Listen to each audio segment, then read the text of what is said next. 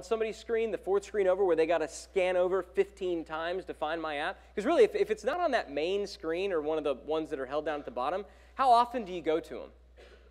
Not very often, right? Or would you rather be on their first home screen but just on a shelf? And this was kind of the idea, and I'll let you address this because you're kind of the one that pointed this out. The psychology behind using the shelves, and it's been repeated, you know, in a few different places in iOS, is you want to fill your shelves. Those bare shelves bother you. I mean, how many shelves at your house are bare and have nothing on them? You'll always find something to stick there, and there's just something satisfying about completing a collection or filling that empty spot. Yeah, so would you mind switching over to this real quick? And I'll show you guys in case there's any confusion about that.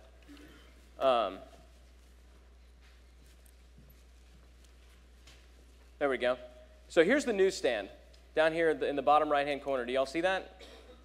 Now, have you seen this on those iPhone and iPad users? You've seen this, right? Okay. So this is what I mean by a shelf.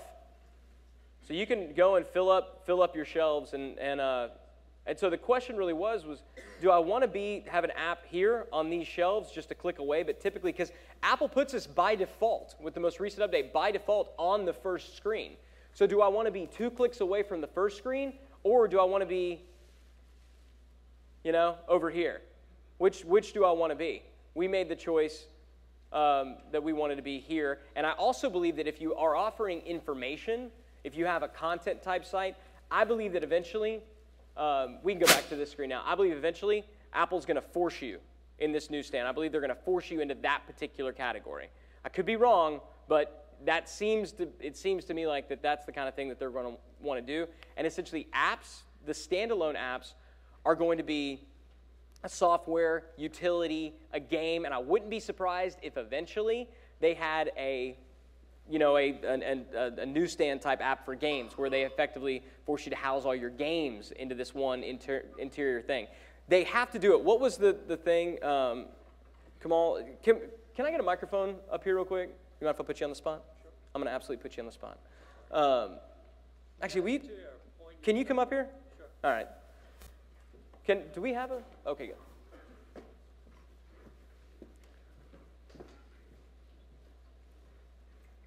So Kamal is a buddy of mine, Kamal Ravikant. We've been friends for a few years, and he does this stuff for a living.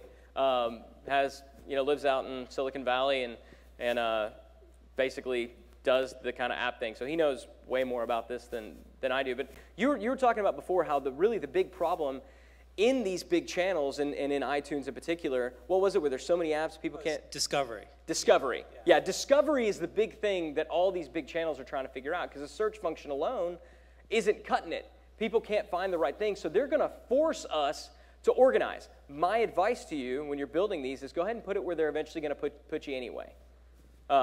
Did you have another comment? Actually, to your point about apps versus newsstand, if you look at the usage of apps, people install apps left and right, but over time, and it's really quick, their usage just drops. It just plummets. Yep. The benefit of the app is you can notify your users anytime in a way that your newsstand can't. I can send you push notifications through the app that show up on your phone, or especially if you have Android. And also viral loops. If you're building communities, viral loops, I can invite my friends to the app. I can create whole channels there. But usage drops really quickly. You have to have a really compelling value. So are you saying that you can't send notifications if it's in newsstand? I don't know. I haven't played. Yeah, because as far as we can tell, and again, if anybody knows any different, this is the audience participation part of our show, where I told you guys this is pretty new. A newsstand app is just an app. It's just an app in a different category. So that by default, and again, if sorry, go ahead. You can push. Yep. Yeah, you can push. Once a day, you can do a push. So if you do, if you have another issue, if you have another blog post, I'll show you this in just a second. Actually, I'll tell you what. Rather than going to the next one, let's go ahead and demo the app. Can we go back over here? I'll show you guys what you see. So we have some context for this. So what Newsstand does it shows the cover of your magazine, of your deal. So you might have an app icon, but when it appears in Newsstand, it's going to show whatever the cover is for your magazine or periodical or whatever you're doing. That means you don't want your cover to look like ours currently looks, right? Because ours is the one in the upper left-hand corner. You can't see what that says, but they just dropped in by default what was the current issue of Digital Marketer Pro. So you really want it to look a whole lot more like those other covers. You want to have a good, solid, cool-looking magazine cover, which, again, makes all the sense in the world. Magazine covers are designed to work where? On the shelves, in newsstands, kind of like newsstands. You know, I mean, it's the same. You want to have the same type of pop because people are going to have a number of different magazines, but you want to be able, when they're scrolling through here, you want to be the one that, oh, wow, that just happened, that just popped, that just happened. And so, I mean, you want to make sure that when people are looking at it, and this actually, what you're seeing up there now is more to scale, except for you guys here looking at it. But what you're looking at it, that more feels like what you guys can see is more what I see here when I'm looking at it. And so you want to have a picture that pops. So the first thing I would tell you, and this is the next version, it's not just going to be a PowerPoint, or I'm sorry, just a PDF on there. We will have better covers for all of our different issues.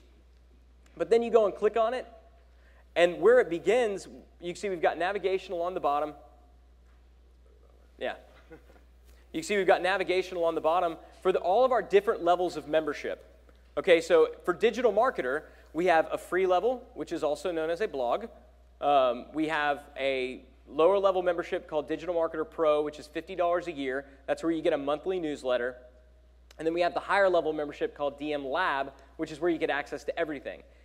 This hierarchy in your is how a lot of our different businesses are structured. It's certainly how a lot of magazines are structured. If this is how your business is structured, then you can knock us off completely. So the free listing, this is just our different blog posts. But every time we do, if we update have a new post once a day, we can push that out to all of our people, and it's going to be